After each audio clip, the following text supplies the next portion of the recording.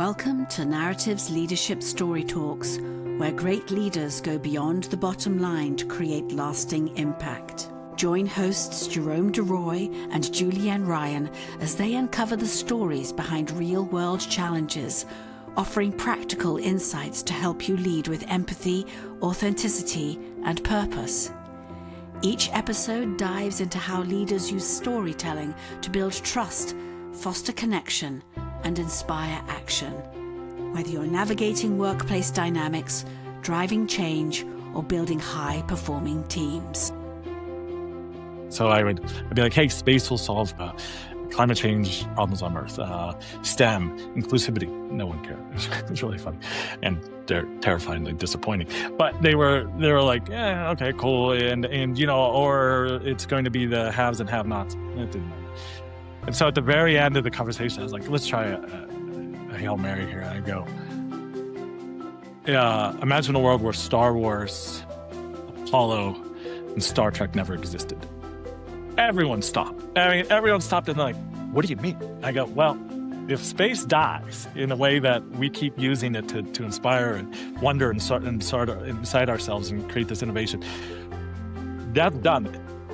I had so many people come up to me and try, like, no, well, this is scary now because if we don't have Star Wars, then we're not gonna have this. And I was like, so that's the destruction of the world. Yeah, it is Star Wars and that, but it was that wonder.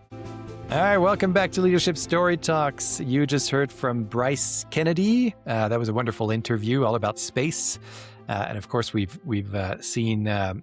People go around the moon for 9 days not that long ago.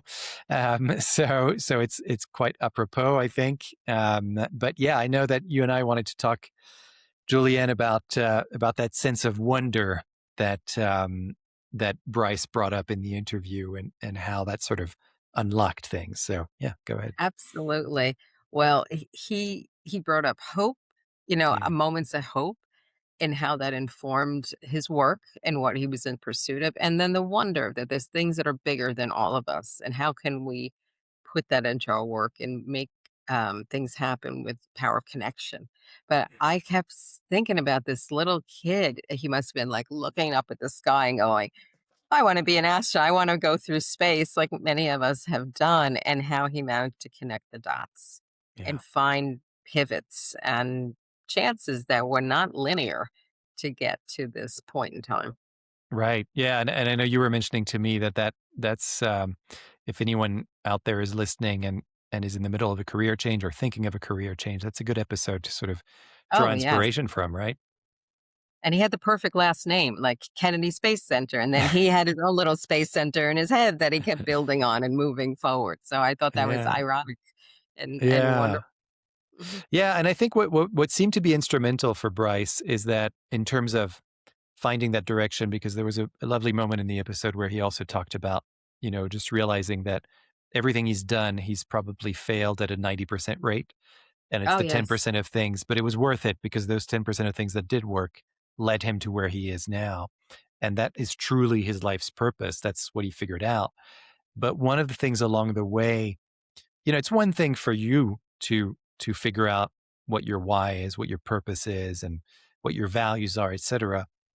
But then you got to get other people enrolled, right? Because otherwise you won't be able to, especially in a field like space, where there's a lot of different things you could be doing and a lot of different things other people are doing. So what makes you different and why would I listen to you?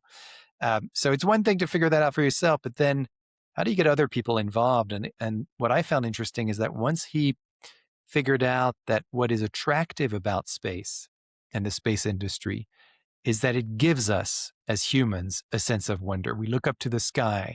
We have a relationship with the sky. We have a relationship with the stars. And he was even talking about the cultural differences in how people relate to the sky.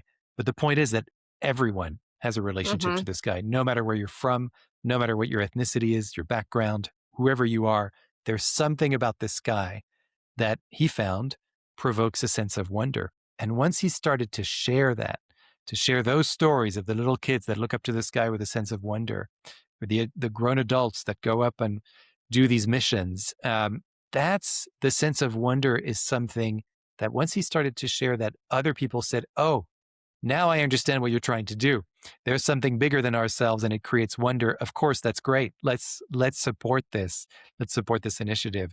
So I think for people who are, looking for that next step, I think what you have to sort of look at is, what is that next step about for you?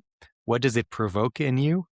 And if you can drill that down to a sentence or a word, and then start sharing that with other people and see how they respond. So building on that, it's that, yes, building onto a sentence, but even before you get to the sentence, think about ingredients. I use that word a lot when I'm coaching, saying, forget the verbs for a minute, figure out what ingredients need that. And when he realized that space and that wonder really grounded who he was, he owned his literal space here. And it built trust and engagement. Like when you and I talk with stories and connecting, but people get it. It's not artificial and it's not something we fake. But till I appreciated that use, I would be like apologizing, oh, that's too fluffy or too soft or too, whatever. But to be grounded in that really does help the communications to others. And right, you're going to have a panel of maybe of critics outside. What are you going to do with that? That doesn't make sense. Do you know the statistics? You're not a you're not a, how do you say, astrophysicist. Right. We Yeah. can all listen to the no's and we can listen to the committee that's inside of us.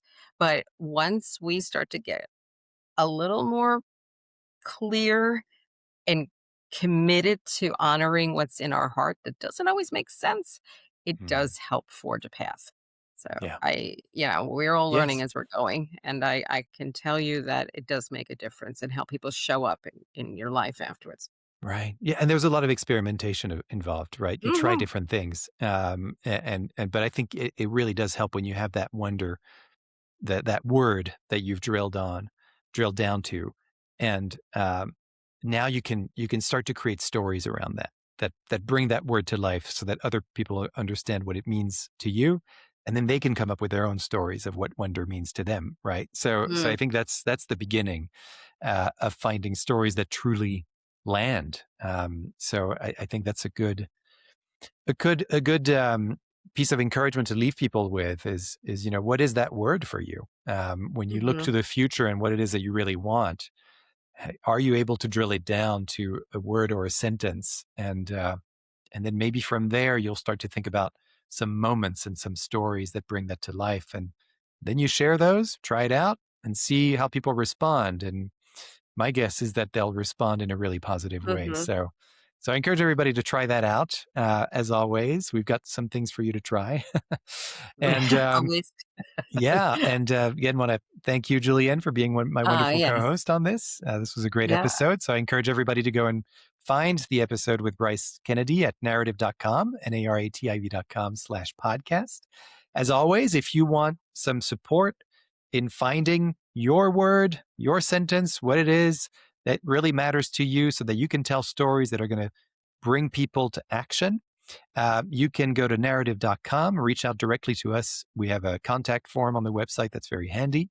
And of course, we're always ready to listen to you and bring any challenges that you have. So yeah, always happy to listen. And whether that's for one-on-one coaching or for group training, we're always here for you. So thanks again for listening, Awesome. everybody. And we will see you next time. For more information on the narrative listening and storytelling method and how it can help your business, go to narrative.com.